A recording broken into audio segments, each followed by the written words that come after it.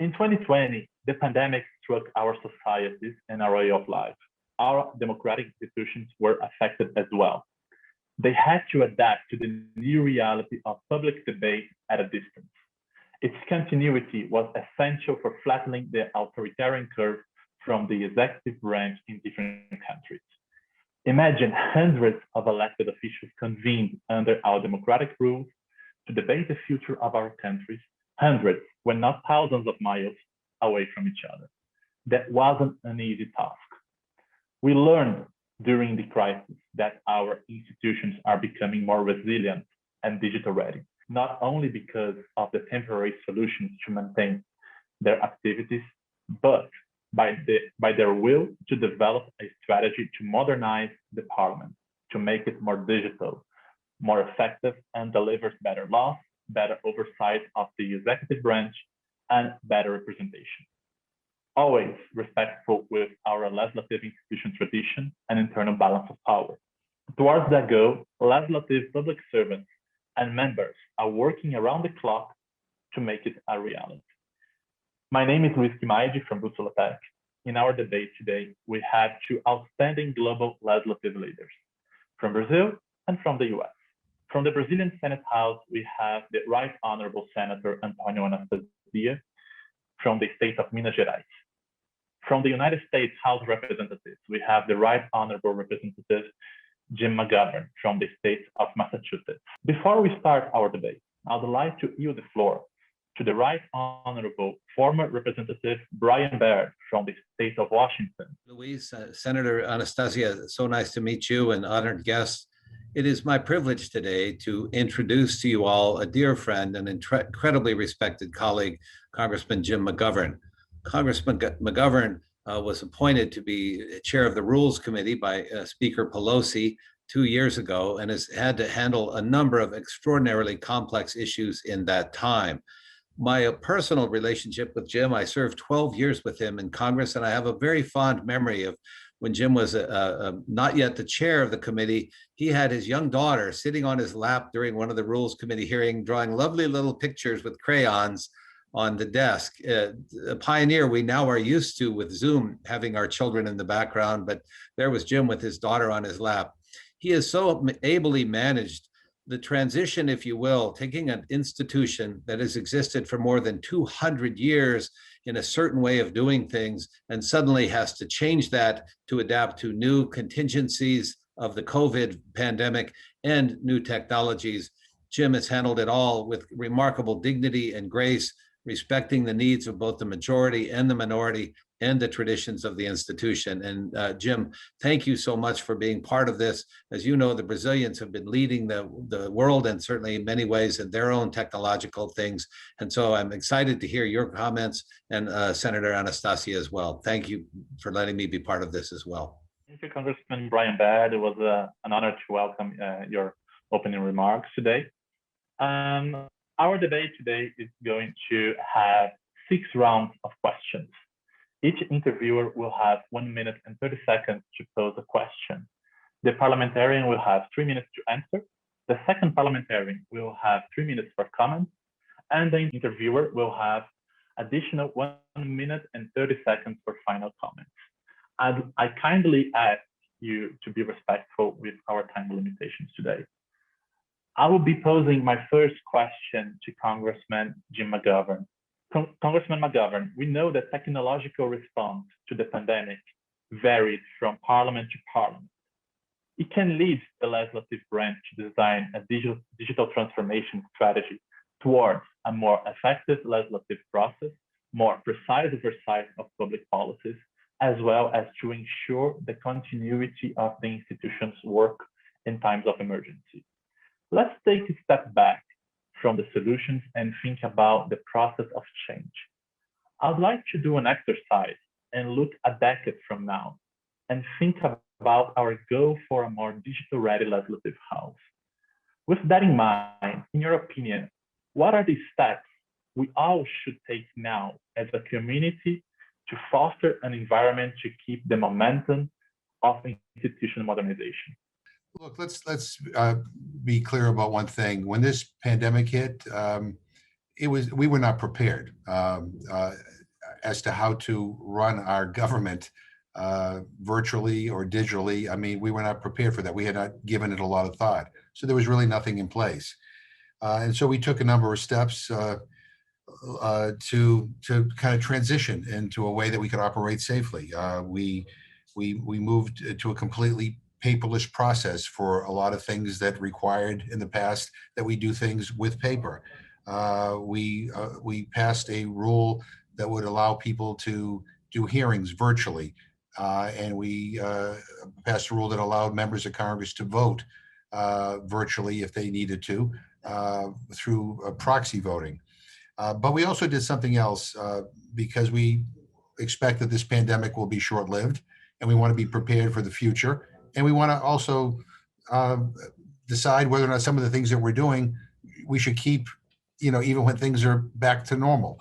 And so we created a special select committee on the modernization of Congress. It's a bipartisan committee, truly bipartisan, equal number of Democrats and Republicans that are tasked with looking at how we can make the House run better. And so I'm hoping that that committee will review all the things that we have done during this pandemic, see what works, see what doesn't, and see what we should keep, even when this pandemic is over.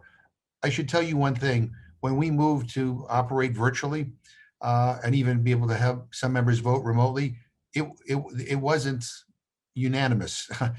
There was great dissension. We had some of our Republican colleagues who did not want to move in that direction, who thought we looked cowardly by operating remotely. Our view was that we need to do what's in the public. We need to consider what is safe to do. And then so, none of this was easy to put into place, but others were worried about that if this stuff remained in place in the long term, that we would lose the special uniqueness of our Congress in which members of Congress meet in person. And there's an appreciation that you can get more done sometimes in person. You have more constructive conversations in person. And so they didn't want to lose that. So these are some of the things that this modernization committee will consider in the future. But we have a mechanism set up to look at this stuff. Senator Anastasia would like to comment. Eu queria, em primeiro lugar, me permita rapidamente agradecer o convite que a Bússola Tech me fez para participar. Uma saudação ao eminente deputado McGovern. É uma grande honra estar aqui com todos os palestristas e os debatedores. O eminente deputado dos Estados Unidos da América respondeu de modo muito preciso. Por que motivo? Porque, de fato, a surpresa que ele relata em sua resposta ocorreu também no Brasil. Nós não imaginávamos que a pandemia fosse durar como está durando, em termos de sua extensão no tempo, infelizmente também a sua gravidade, e, portanto, a adoção dos mecanismos alternativos de deliberação por meio remoto, que fomos pioneiros aqui no Brasil, acabou se estendendo. Ao contrário do que relata o deputado McGovern, aqui no Brasil não houve resistência de nenhum dos partidos. Todos os parlamentares, quer no Senado, quer na Câmara, aqueceram, concordaram em realizar o sistema remoto, tendo em vista que não havia alternativa. Desse modo, o sistema que já tinha um certo, digamos assim, era incipiente, tendo em vista alguns métodos adotados anteriormente, ele pôde se instalar com certa rapidez. E o resultado positivo foi que, de fato, nós deliberamos com um voto seguro, pessoal, de cada parlamentar em todo o território nacional. O que, de fato, ele também responde, e que o sentimento é o mesmo no Brasil, é que a ausência física do contato, do olho no olho, do debate parlamentar, prejudica, não há dúvida, o processo decisório no âmbito do Poder Legislativo. Mas, infelizmente, não há alternativa. E é sempre bom lembrar, com grande tristeza, que de 81 senadores no Brasil, nós já tivemos 3 falecimentos. 3 senadores morreram de Covid no exercício de seu mandato durante esses últimos meses, o que demonstra a gravidade da doença, não só dos 300 mil mortos no Brasil, em número maior dos Estados Unidos, mas também com efeitos no poder legislativo. Uma grande tristeza que a nós todos abate. Thank you for your answer, Congressman McGovern, Senator Anastasia.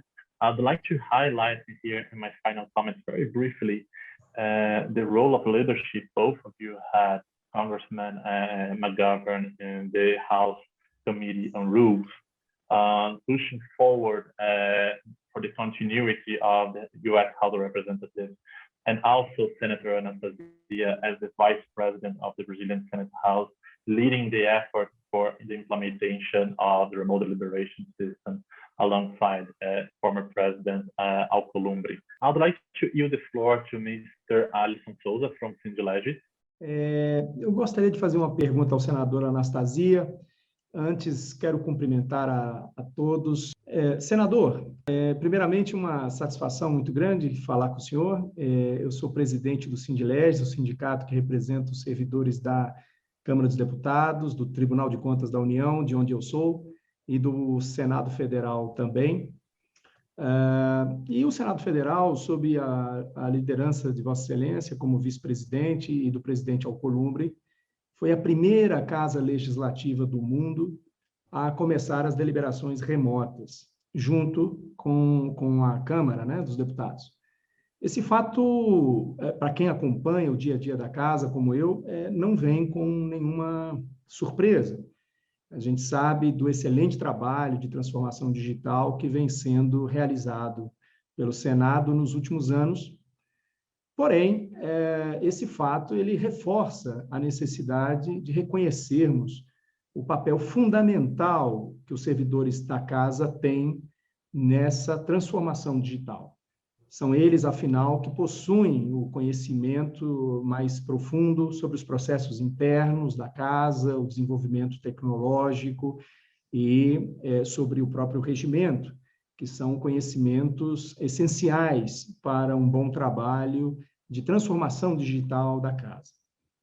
Na sua visão, quais políticas a casa deve adotar para manter este corpo técnico de excelência e como aprimorar estas políticas para as novas gerações de servidoras e servidores do Senado?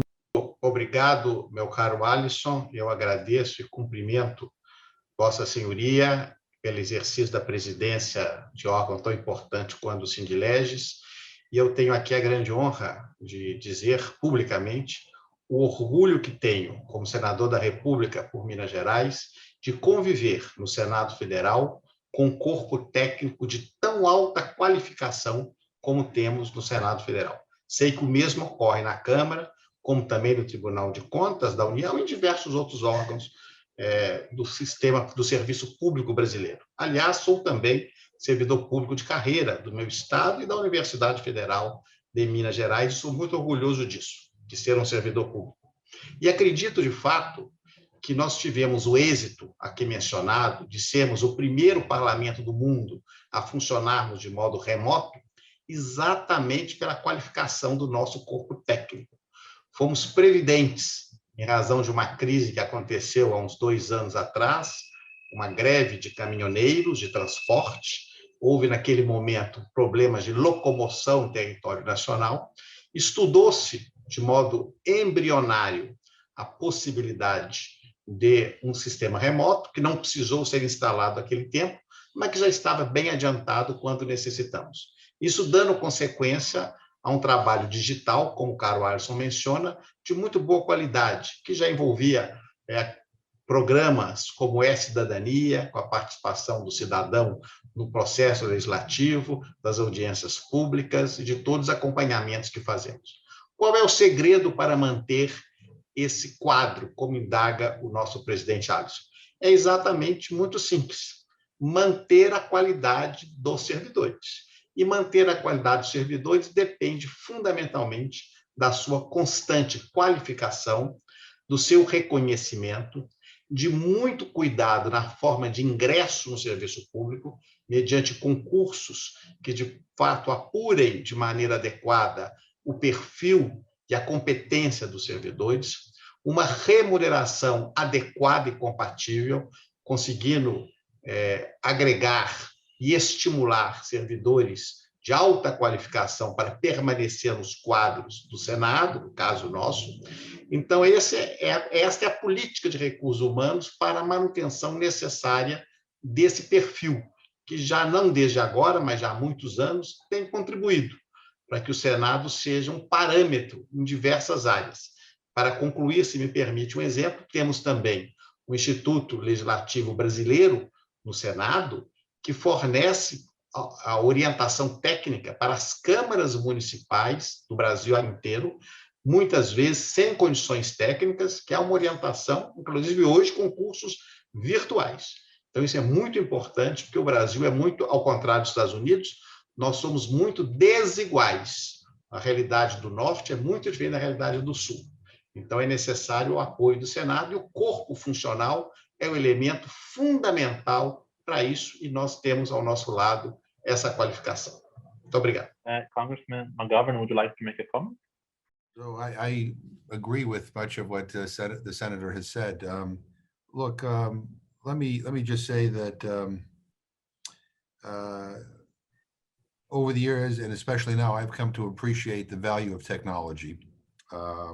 It helps us do our jobs better.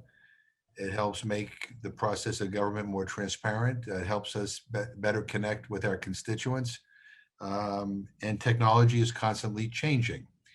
And for people like me, it's always a challenge to keep up with technology.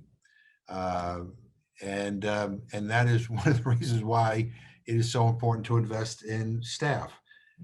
Staff are the backbone of the work that we all do.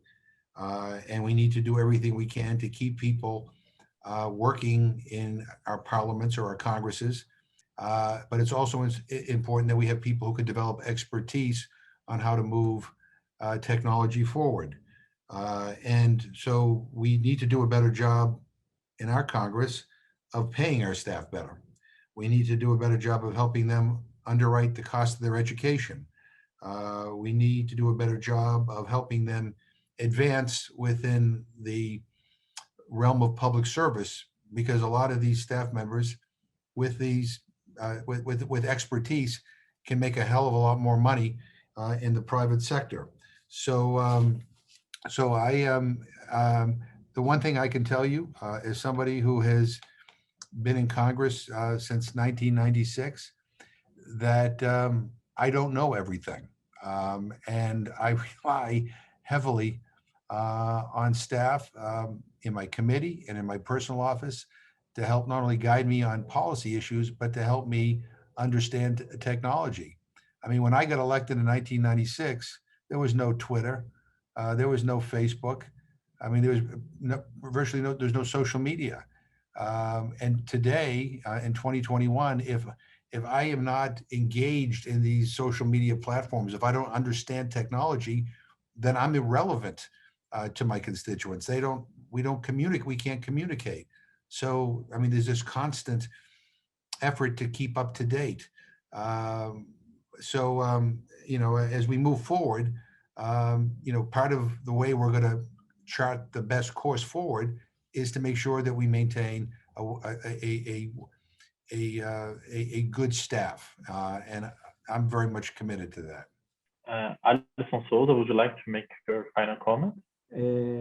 Nós compreendemos a importância do serviço público ter quadros cada vez mais capacitados. Nós estamos, de fato, vivendo um mundo em transformação muito veloz, muito acelerada, um mundo muito mais dinâmico, e isso exige das instituições públicas brasileiras um corpo técnico muito qualificado, que mantenha a memória da instituição. Nós sabemos que não é uma tarefa muito simples colocar pessoas. Aqui no Brasil nós vivemos uma situação especialmente importante no INSS, onde se cogitou colocar várias pessoas de maneira transitória, especialmente militares, para suprir uma necessidade pontual daquela instituição. Mas isso não se faz dessa forma, porque não é simplesmente colocar uma pessoa, tem que ter qualificação para fazer aquele trabalho, conhecer legislação de pessoas, há uma responsabilidade muito grande ali. Então, não é simples assim, como muitas vezes isso é colocado de maneira um pouco superficial na mídia, como se fosse possível substituir uma pessoa por outra de maneira simples. Isso não é assim. E existe também uma busca de sempre diminuir o servidor público perante a sociedade, massacrá-lo, no sentido de reduzir sua importância. E nós sabemos que as instituições públicas elas precisam de um corpo técnico qualificado. Onde há concurso público, onde há estabilidade, onde há regras claras e boa remuneração, o serviço público avança em prol da sociedade, e não dos próprios servidores, trabalhadores, mas em prol da sociedade. E se nós quebrarmos essa regra e começarmos a remunerar mal essas pessoas ou desincentivá-las, o que vai acontecer na prática é que essas pessoas vão migrar para a iniciativa privada e nós sabemos a importância do serviço público na promoção do desenvolvimento do país. Aqui no Brasil, nós temos um belo exemplo na área de agropecuária, onde o governo investe bastante na Embrapa, que produz pesquisa de ponta e de excelência e consegue colocar isso lá na ponta para os produtores rurais brasileiros, e há um sucesso muito grande. O Brasil é um dos líderes mundiais na produção de alimentos, e isso se deve exatamente a essa união entre iniciativa privada e setor público. Nós temos que repetir isso em maior escala, em outras áreas do governo. Não pode haver essa oposição entre iniciativa privada e setor público. Isso é um falso dilema. Na verdade, o setor público ele é e continuará sendo o motor, o responsável por criar as regras que permitem à iniciativa privada ter um bom desempenho, e é isso que nós queremos. Então, termino aqui com minhas palavras e agradecimento ao senador Anastasia e ao deputado Jim McGovern. Thank you, Alison Souza from Sindilegis. I would like to yield the floor to Mr. Mark Stodder for his remarks and his questions. Mr. Stodder, are you with us? Hello. Thank you very much. It's great to be here and to be here with all of you. Congressman McGovern, I'd like you to predict the future. New technologies, along with the requirements of a pandemic, are inspiring, as we've discussed, procedural changes in the House, such as remote hearings and proxy voting. Other digital innovations are bringing new tools from members and staff to review legislation, such as comparative prints that now let members clearly see changes between drafts of legislation, and new software applications that automatically engross amendments into bills and let you see their impact on existing law. So what's next? In the near term, what new technologies or technological innovations would you like to see in the House that would improve the process of lawmaking? Well, we are still expanding some of these programs that compare prints and others, so that in the near term, you want to see them. We want to see these used more house-wide. And look, let me just say, I think that one of the things that I've come to appreciate is that technology is good, but it's not perfect yet. So there's still some challenges. I mean, when we do remote hearings, more often than not, somebody gets frozen, or we can't, we can't, or somebody gets cut out. We're testing things, on the fly in COVID. We're trying a lot of different things, and we're trying to see what works easily and what requires more attention. But we're not at a point where technology is foolproof, where everything runs smoothly. And on our remote voting, we're doing it remotely by proxy. It's a very, very transparent process. Some have suggested that you just call in your vote. Well, there are security issues and there are verification issues and other things that we need to consider. But what we're doing is saying is that I can call in and provide a notification that I want someone to vote a certain way, and it has to be announced on the House floor, and then that person can cast my vote. So it's very, very open-minded. But but as I said before, I mean, some of the things like moving toward a more paperless process, I hope we can continue. But like Senator Anastasia, I mean, I am personally concerned as somebody who has great respect for the institution of the House of Representatives, that we lose something if we move too much to total remoteness in the future. I don't know if that's the vision we want. Maybe there should be provisions for people to be able to vote and participate remotely if they're ill, or if there's a natural disaster or something that they can't make it. But I think we have to discuss more about the pros and cons about moving away from in-person meetings. And the final thing I'm going to say is, look, we also need to be better prepared if we have another pandemic or another situation that requires us to not be able to meet together. So the future is still uncertain. We're trying a bunch of things out. We have this committee on modernization to review all the things that we're doing. And I think we all have to keep an open mind, and we have to be honest about, what makes sense and what doesn't. Concordar integralmente com a resposta do deputado McGovern. Por que motivo? De fato, ao final da sua resposta, ele também se preocupa com o mesmo que nós. Não podemos substituir a presença física do dia a dia do parlamentar nas votações congressuais. Isso é impossível.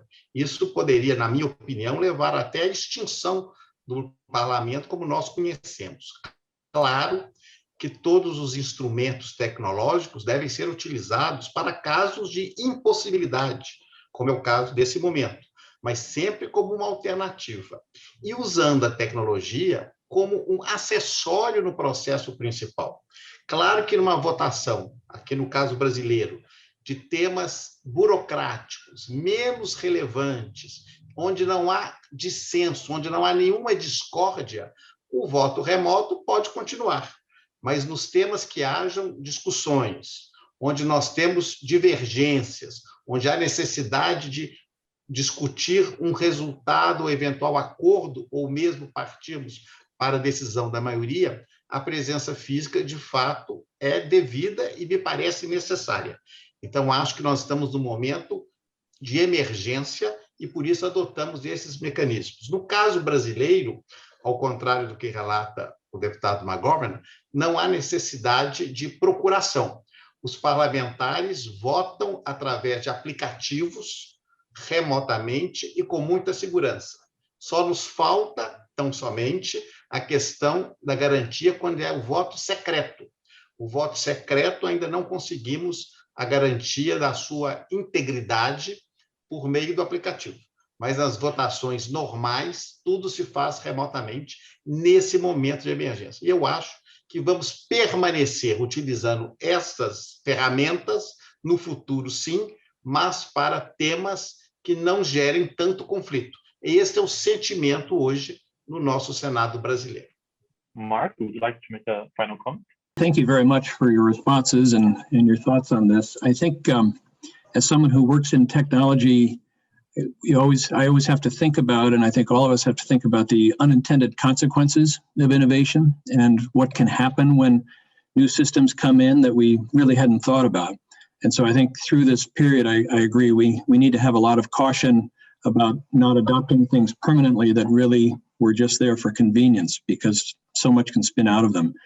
I think my thought is if we can follow a basic principle that these innovations all should be in a democratic government targeting how to make things more transparent, how to make things more accessible to the public and those who are interested in what's happening in the proceedings and the floors and the committees and so forth.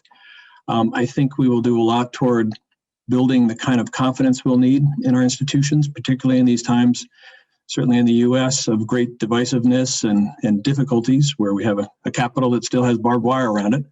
And so I think that the more we can have innovations that really focus on how to make government more open, the better we'll be. Thank you. For the next question, I would like to invite from the state of Minas Gerais, Mr. Olegário Amorim from Visual Systems. Pessoal da equipe da Bússola Tech que nos convidaram, doutora Anastasia, né? Excelentíssimo senhor senador Anastasia, nós também somos mineiros, senador, de Belo Horizonte. Jim McGovern, obrigado pela oportunidade que nos concede. É um tema extremamente relevante e no momento que todos nós presenciamos, né, esse contexto de pesquisa, de busca de soluções, né, especialmente na área da saúde. E quando a gente fala de tecnologias, é um insumo que vai dar amparo a todos os demais segmentos e, naturalmente, passa pela saúde.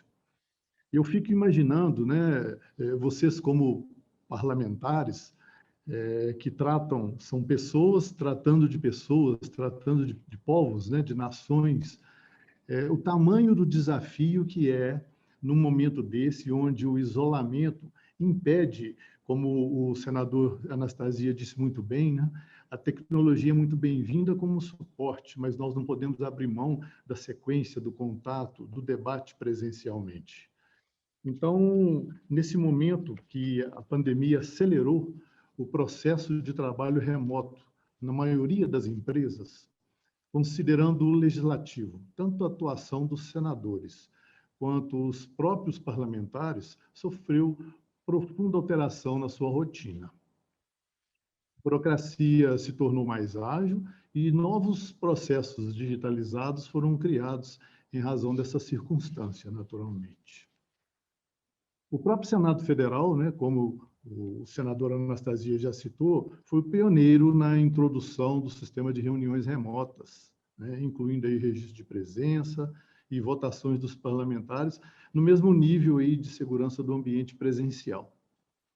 Na opinião do senhor, senadora Anastasia, qual foi o maior ganho do ponto de vista dos parlamentares e dos servidores públicos? E qual é o ponto que ainda carece de atenção para um melhor aproveitamento das tecnologias existentes em favor do legislativo e, naturalmente, em favor da sociedade? Bem, muito obrigado, meu caro Olegário, meu conterrâneo. Estamos ambos em nossa capital, Belo Horizonte. Uma honra estar consigo aqui. E, de fato, eu acho que nós tivemos muitos ganhos. Primeiro, para a sociedade. O Congresso brasileiro não deixou, em nenhum momento, de responder aos anseios da sociedade brasileira no meio de uma crise aguda. Nós votamos medidas legislativas muito importantes de modo muito rápido. Aqui me permito abrir um breve parêntese para lembrar que o processo legislativo como um todo é lento por natureza. E não pode ser diferente. O processo legislativo depende de audiências, de instrução, de verificação de várias tendências. Mas, infelizmente, no caso da pandemia, essa tradição teve de ser afastada. Precisamos decidir com muita rapidez. E, nesse caso, a tecnologia nos ajudou. Afastados fisicamente e impossibilitados de estarmos juntos, é bom lembrar que, no ano atrás, não tínhamos nem ligação aérea entre as capitais e Brasília. Era impossível estar em Brasília, no prédio do Congresso. Então, nós conseguimos, com a tecnologia, que o Congresso atendesse a sociedade e criamos o auxílio emergencial aos necessitados, o auxílio aos estados e municípios, o auxílio às pequenas e médias empresas. Tudo foi votado. Conseguimos aprovar o chamado orçamento de guerra, do qual até fui relator, com o objetivo de permitir que o governo alocasse os recursos necessários. Uma dificuldade que temos, e eu até me espantei com a resposta do eminente deputado McGovern, é que também nos Estados Unidos há alguma deficiência de infraestrutura tecnológica, que é um grande problema que temos no Brasil. Claro, muito pior que nos Estados Unidos, é óbvio. Então, nós temos aqui ainda uma deficiência de infraestrutura que, muitas vezes, o parlamentar não tem a forma adequada de se comunicar. Cai a rede, cai a linha, e há um congestionamento. Eu também não sou especialista nesses termos técnicos, mas trava o sistema, como se diz, e algumas dificuldades ocorrem. Então, isso terá de ser superado ao longo do tempo. Mas acho que os benefícios do sistema remoto foram muito positivos. E também tivemos pontos negativos, não vou negar. Nós tivemos, muitas vezes, votações que a fase prévia da chamada instrução, que é exatamente a audiência, verificação de prós e contras, ela foi suprimida, porque não temos as comissões funcionando, tão somente o plenário. Então, isso acabou dificultando.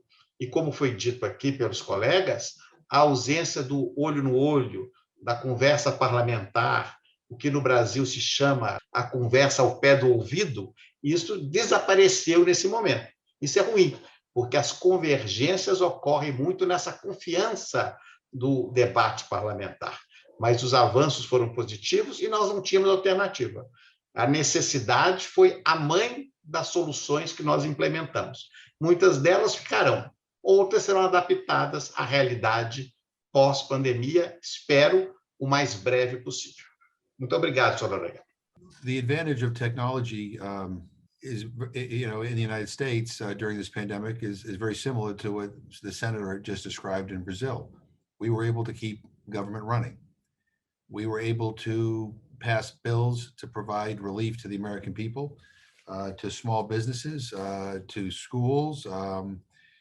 Congress figured out a way to stay working, and that was priority number one, so that we could deliver the needed relief. So that was all good. We had, it was difficult for some members. It wasn't safe for them to fly across the country. We have some members who have underlying health issues, so it made it even more unsafe for them to get on an airplane and fly across the country to come to Washington. We were told by our medical experts that it was not a good idea to have a lot of people gathered together in the same room. So again, the ability to operate remotely, the ability for some to be able to even vote remotely, was helpful. We had a pandemic in 1918, and when I did some reading about it, one of the big failures was that Congress was unable to meet. They weren't called back together, and people were urging Congress to get back together to pass additional appropriations to help get medical help to much of our rural parts of our country. The inability to do that meant that a lot more people died. So this has helped. But I agree with the senator that we can't lull ourselves into believing that somehow this is a good permanent substitute for the ability to meet in person. And I think the challenge we have as we move forward, as I've said before, is to figure out, okay, what about the utilization of technology is worth keeping in place permanently, and what do we need to improve, and what should we end when the pandemic is over with. I think it is incredibly important for us to, I think we need to keep looking at the tech voting question, but making sweeping changes in a crisis is not always a good thing. So we need to think more clearly about how we move forward. And again, that's why we created this committee on modernization, so that we could have more thoughtful discussion, because there are unintended consequences to what we're doing, and we want to preserve what makes our Parliament, our Congress, unique. Mr. Olegário, would you like to make your final comments? Suas colocações sábias, como sempre, né, senador? E também essas posições do senador McGovern. É isso mesmo. Nós, como sempre, né, precisamos, nesse momento, mais que nunca, utilizar da tecnologia para tratar com gente, né, para se comunicar, para esclarecer, e contando aí com os benefícios da agilidade, da assertividade. É sempre um desafio muito grande, todos esses pontos que foram, né, abordados com muita assertividade. Desafio entre a linguagem que a tecnologia agora, para poder fazer o atendimento remoto, a abordagem remota, que a gente possa aproximar com o máximo possível a linguagem com o cidadão, ou seja, o legislativo, né, que é um comunicador, ele também, através da tecnologia, alcançar o cidadão, a sociedade, da maneira mais clara, mais íntima, né? É um desafio que a gente gostaria muito de contar aí com as opiniões dos próprios senadores parlamentares. Thank you, Mr. Olegário. Before I invite Mr. Hwang to make his comments and questions to Congressman McGovern, I'd like to highlight how the Secretary of the Senate here in Brazil is handling well the transition toward a digital-ready Senate. They are being very thoughtful on the considerations of what Congressman McGovern and Senator Anastasia mentioned on people. Not everyone understands technology. Not everyone is up to date, and they are transitioning, phasing out from an idea of totally offline solutions for the bureaucratic process to a more digital-ready one. So I'll just like to highlight this. Thank you, Mr. Olegario. Mr. Tim Hwang from FiscalNote in the United States, are you with us? Great. Well, I appreciate everybody taking the time here, and certainly, great conversation so far. So the conversation so far is really, rested upon this kind of concept of digital governance. But I actually wanted to have, a comment to your question, I guess, around transparency and the involvement of the public. And so, particularly for, media organizations, we use certainly a lot of advanced technologies to really better understand the information that legislative bodies, publish about their activities on a day-to-day basis. For instance, our teams at FiscalNote and Congressional Quarterly and Roll Call still have to spend an inordinate amount of time, on kind of low technology mechanisms to get additional information about the policymaking process. So knowing this and how other non-government agencies, on a daily or real-time basis, kind of track what's going on in government. What do you all believe is sort of the best way to harness technology or other mechanisms to really better inform the public, better inform the media, and really the world about the actual activities that legislators are taking to advance legislation and to govern on a day-to-day or week-to-week basis? Congressman McGovern, would you like to answer this question? That's a great question, and organizations like FiscalNote and CQ and Roll Call, are important in terms of highlighting what Congress does, providing information to the public about what goes on in Congress, and I think it's vital to our democracy. And I think we need to find ways to make that information more accessible to not only media organizations but to the American public. Look, I just lived through a terrible ordeal on January 6th, where we had a insurrection based on a lie. I am more committed than ever to making sure that accurate information is being disseminated to the public, and that includes what happens in Congress and what we do legislatively, because it impacts people's lives. So I know the Committee on Modernization is looking at this very question, and so is the House Committee on Administration, to try to figure out ways to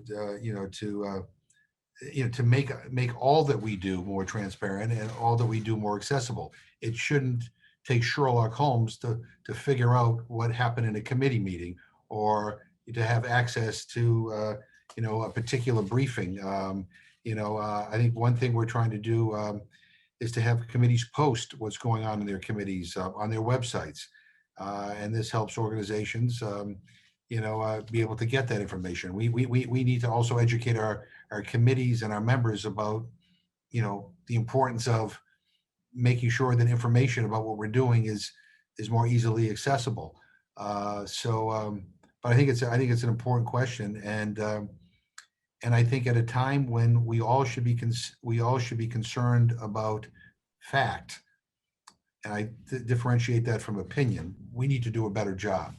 And so, I don't have the exact formula or how it's all going to be solved, but I mean, there are some things that we can do to make information more accessible, and then there are some things that we will require kind of a more systems-wide approach, but I'm committed to that. In the Rules Committee, we have asked committees, for example, to put all their amendments to make it easier for people to have access to that.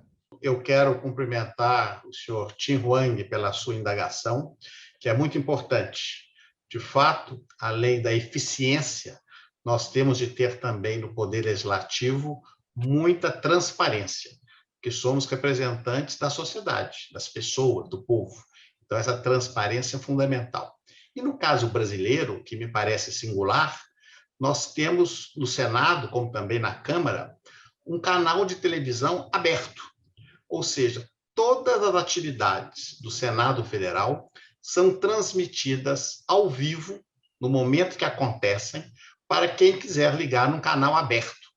Em muitas ocasiões, aliás, a audiência desse canal é superior à dos canais comerciais, especialmente quando temos conflitos, que são muito assistidos e debatidos pela sociedade brasileira.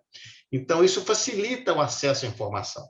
Temos também uma rádio que transmite os debates e informa, além de todas as questões de divulgação pela internet, pelos sites oficiais e também dos partidos e dos parlamentares.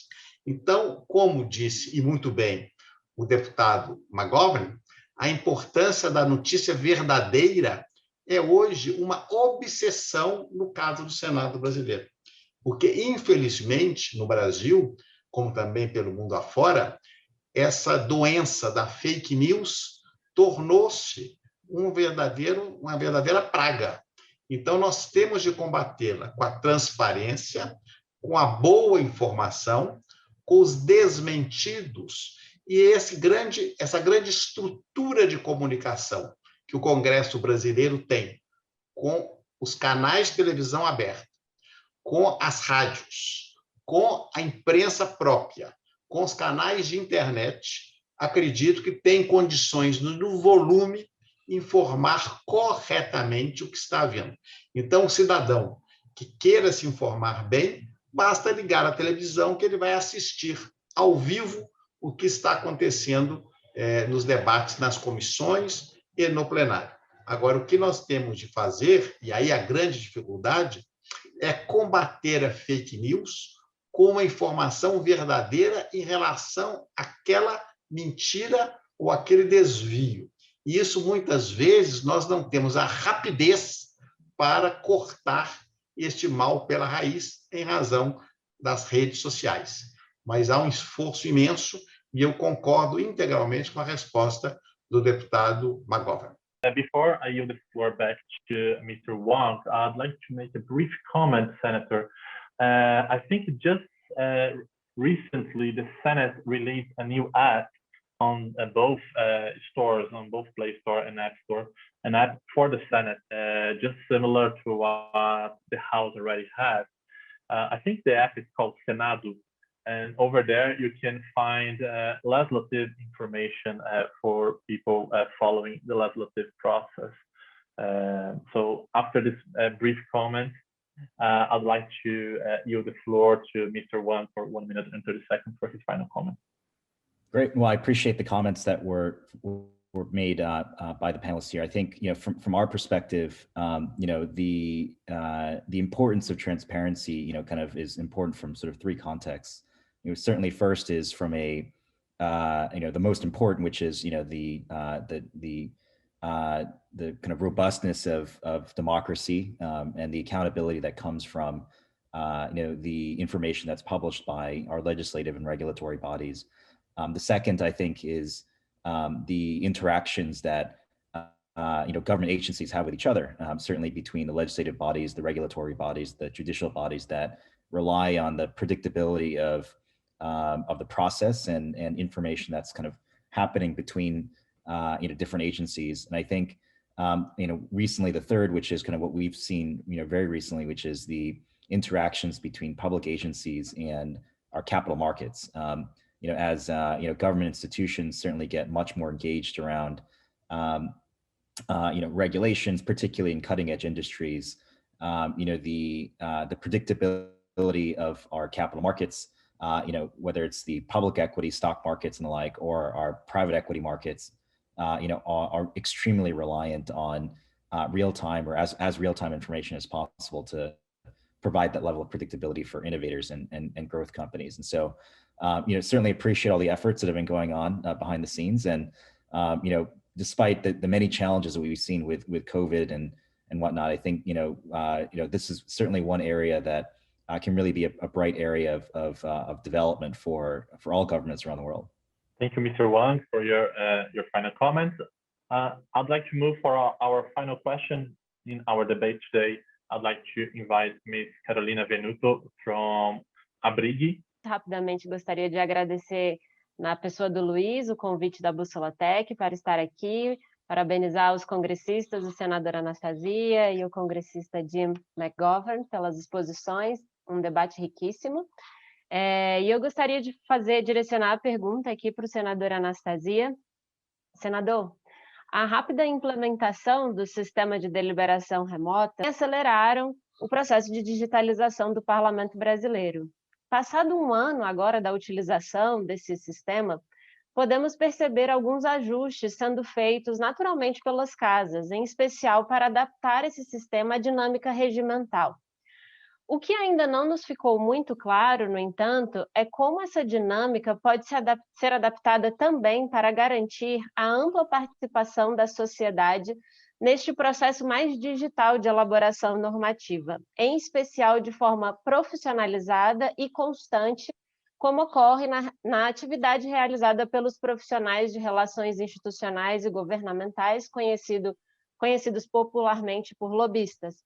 O senhor imagina alguma alternativa para garantir de forma isonômica, transparente e democrática que a sociedade civil organizada consiga, além de acompanhar os trabalhos ao vivo, como o senhor bem colocou nos meios oficiais de transmissão, também apresentar suas contribuições técnicas aos tomadores de decisão, ainda que numa realidade digital, e também em todas as etapas do processo legislativo? Cumprimento aos integrantes da Abrig, e, de fato, a sua pergunta é muito instigante. Não há dúvida que o processo digital é uma realidade a ficar. Nós sabemos que o Senado e a Câmara no Brasil, o Congresso brasileiro, já tinham bons avanços nessa área. Aliás, nas reuniões no passado, físicas, da União Parlamentar Internacional, que eu faço parte em Genebra, na Suíça, o Brasil e o Congresso brasileiro sempre foram citados como modelo. E eu próprio fiz exposições naquele grande conclave, com representantes dos parlamentos de todo o mundo, para mostrar os canais de participação do processo legislativo pelo cidadão, e pela participação nas audiências e até pela apresentação de projetos de lei e de emendas pelo cidadão, pelos meios eletrônicos que nós disponibilizamos. Então, isso já era uma realidade antes da pandemia. Com a pandemia, é claro que isso tende a se consolidar e avançar ainda mais. Primeiro, porque há uma vontade política de fazê-lo. O Congresso brasileiro entende que quanto mais aberto, quanto mais transparente, quanto mais ele receber as contribuições dos diversos segmentos da sociedade, mais legítima será a sua decisão. A legitimidade da representação é fundamento da democracia, mas no processo legislativo, quanto mais nós tivermos a instrução do processo mais rica, com as controvérsias, com os debates, é claro que nós vamos consolidar melhor e vamos acertar mais. Então, isso é um ponto importante. Então, eu acho que isso é irreversível. Agora, como nós podemos, com o meio digital, aprofundar mais ainda? Isso é claro que isso ocorrerá com o avanço das tecnologias. O nosso legário me questionava uma deficiência que nós temos na nossa infraestrutura tecnológica no Brasil. É uma realidade. Não é? A Abrig, por exemplo, tem condições de levar pelos seus membros ao Congresso as suas posições. Mas um aldeamento indígena no Amazonas, e nem precisa chegar tanto, uma escola no interior de uma cidade, do interior de meu estado, Minas Gerais, tem dificuldades de infraestrutura tecnológica para levar ao seu representante uma ponderação e uma sugestão, porque o Brasil ainda está muito deficiente em matéria de infraestrutura tecnológica, em outras também, mas tratando aqui do tema tecnologia em especial. Nós não temos cabeamento, nós não podemos ter aulas remotas das escolas públicas agora na pandemia, porque não há como os alunos acessarem essas aulas. Então, isso é algo grave que o Poder Executivo terá de suprir a curto e médio prazo para dar essa atenção. Mas no Congresso nós temos as condições de receber, especialmente através da sociedade civil organizada. E esta é a nossa obrigação. E assim tem sido feito. Eu acho que essa abertura é importante. E se nós compararmos o que ocorre hoje no Congresso brasileiro, nessas votações com o que acontecia 10, 15, 20 anos atrás, ou no tempo da Constituinte 88, vamos perceber uma imensa evolução. O Congresso muito mais aberto, muito mais democrático, muito mais participativo, o que para nós é muito bom, como eu disse, para nós acertarmos mais e identificarmos de modo claro quais são as diversas tendências da sociedade e decidirmos do modo mais justo e convergente possível. I really appreciate the remarks of the senator. Look, our constituencies have been utilizing technology before our, elected bodies embraced it. When I first got elected in 1996, for the first few years, most of the communications I received from my constituents were in the form of letters through the mail.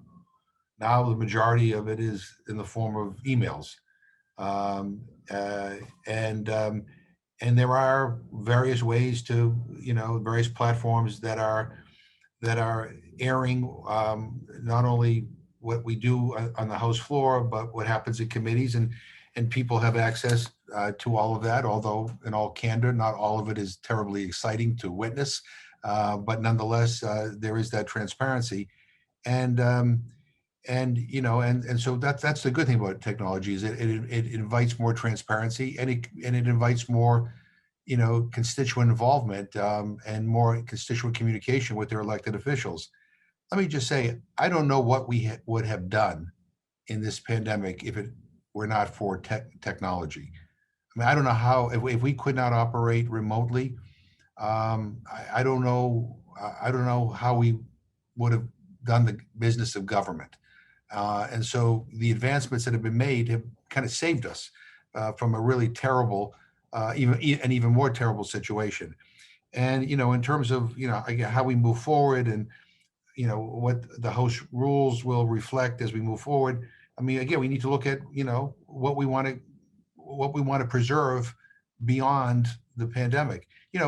We do remote hearings, and even though people get frozen every once in a while, one of the advantages of remote hearings is that not only can everybody watch it, they can watch the regular hearings too, but I can have somebody from Brazil testify before my committee without having that person having to fly up to Washington to be there in person, and vice versa.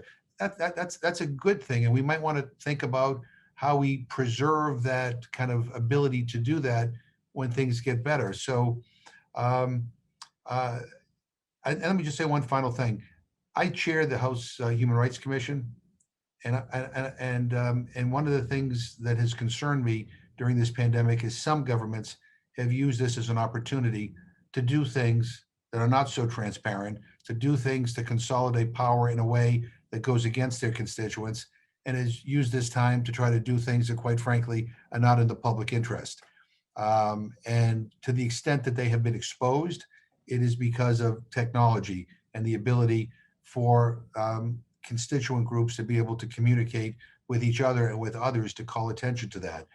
So the transparency that comes with technology, I think, is we want to keep that transparency. I want our governments and our parliaments and our congresses to be as transparent and as open as possible for everybody to be able to see what happens.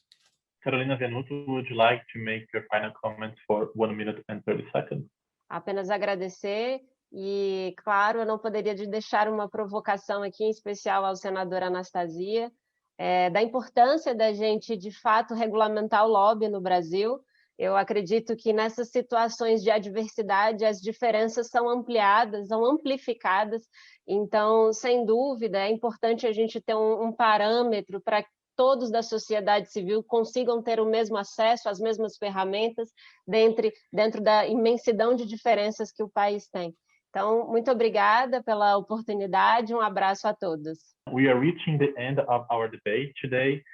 Before we finish, I'd like to invite both parliamentarians to have the use of the floor for 1 minute to share any final thoughts, any final remarks you want.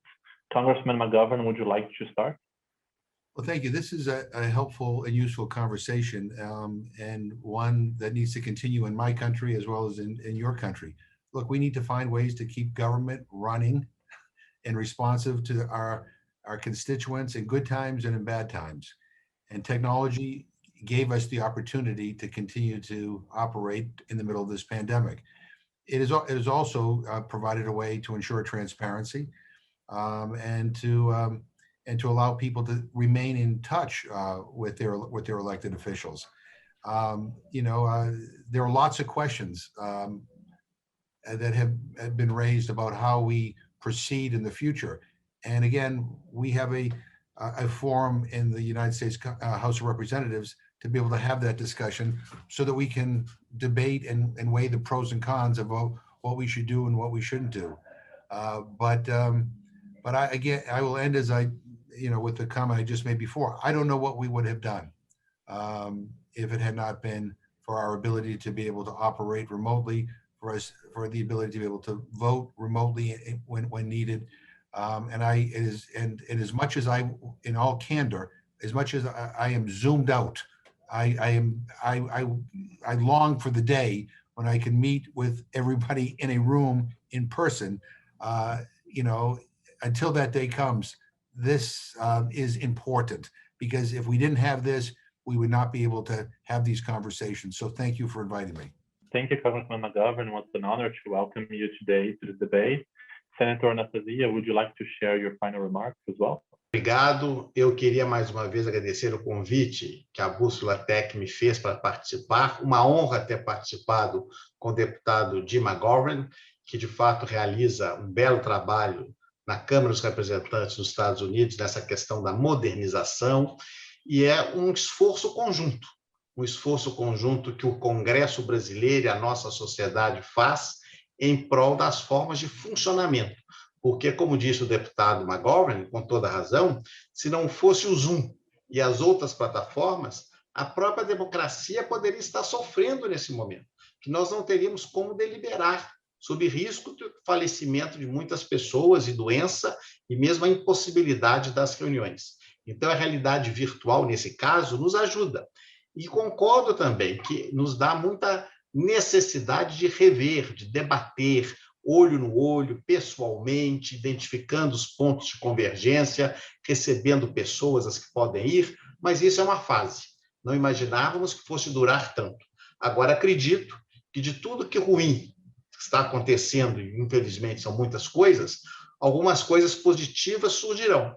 E é exatamente essa questão da possibilidade do avanço de um processo digital nos parlamentos, tornando o processo um pouco mais rápido, certamente mais barato, menos oneroso. A própria menção que ele faz de audiências públicas por via remota vai economizar em transporte, hotéis, etc., e aumentando ainda mais a transparência e a participação da sociedade. Então, nós temos de aprender com essas dificuldades, com as agruras desse momento, para nós avançarmos positivamente no futuro. Então, meu caro Luís, agradeço muito o convite, foi um prazer, acho que é um debate de grande relevância para o futuro dos parlamentos de todo o mundo. Muito obrigado. Thank you, Senator Anastasia. Before we finish, I'd like to use a brief portion of the time as well to thank both of you, to thank all the interviewers that participated with us today, and to invite all of you to participate in this community Bússola Tech is building globally. We are trying to build a community for public servants, for members, all of us working together to modernize our legislative institutions. It doesn't mean always we have to change the process, we have to make it more effective. Maybe it's not the time for some changes, but it's always the time to ensure the continuity of our institutions. If they cannot change in the old way, in our buildings, in our parliament building, we have to find a way for them to work during emergencies. Thank you, Senator Anastasia. Thank you, Congressman McGovern. Thank you, all the interviewers. It was a pleasure to have you both today. Thank you.